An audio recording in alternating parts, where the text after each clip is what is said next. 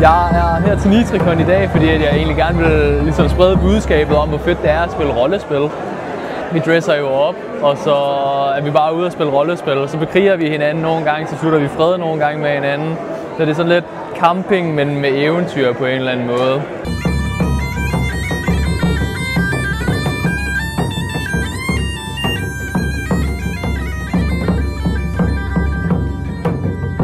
Mit interessefelt for rollespil er egentlig mere, at jeg har været interesseret i historiske kostymer længe, og også hvordan man syr det. Jeg kan rigtig godt lide at håndsy ting, men jeg ikke rigtig havde et sted at bruge kostymer og sådan noget, hvor at rollespil så giver mere frihed end historisk reenactment, hvor du skal bruge rigtige typer stof og sådan noget, men stadig, at jeg kan vælge at bruge historiske mønstre og sådan noget, for at lave nogle seje silhuetter.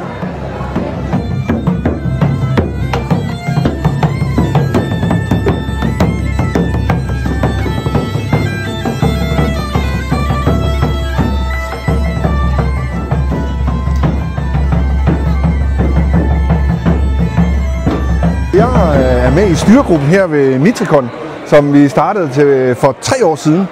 Og vi startede egentlig, fordi vi synes der manglede nogle tilbud her i Sønderjylland til os fantasy-nørder eller sci-fi-nørder, eller hvad man nu kan kalde os.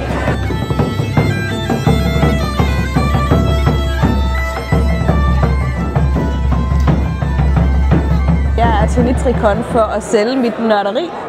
Jeg har keramik med, som så har ved siden af, men jeg har også malebøger med, som er udgivet sammen med forlaget Afart. Og det er ikke hvilken slags malebøger, det er nørdet, erotiske malebøger.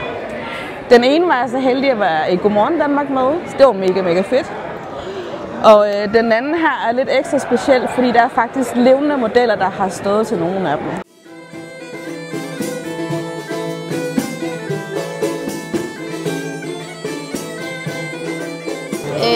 Jeg hedder Asbjørn, og jeg er her for at spille figurer. Jeg er i gang med at lave en Ultramarine Veteran Sergeant. Han er skal gerne forestille en leder, som leder et hold.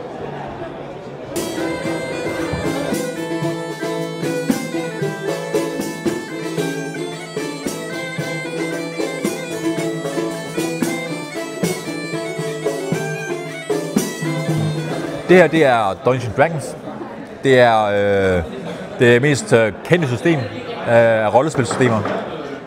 I dag har jeg lavet et mere forsimplet udgave, så alle kan lære at spille det. Og så har jeg taget et battle map med til at slås mod monstre, som er hemmeligt lige nu, indtil folk ser det. Og det er simpelthen meget simpelt, det man skal rulle terninger. Der er nogle regler, som jeg står for. Jeg står for at fortælle historien og bygge verdenen og fortælle, hvad rammerne er, men hvor spillerne ligesom skal reagere på. Så lidt nemmere. Og så er det bare med at have det sjovt. Det er det frie fantasi, det er rammerne. Det er, at alt kan næsten lade sig gøre. Det er fællesskabet, historiefortællingen, det kreative, og så bare mængden af mennesker, man ligesom kan finde, der også kan lide det. Og plus, jeg har mødt mange mennesker, som tænker, det er ikke noget for mig. Og så prøver de det en gang, og så er det bare sådan, at kan jeg få lov til at gøre alt, hvad jeg vil?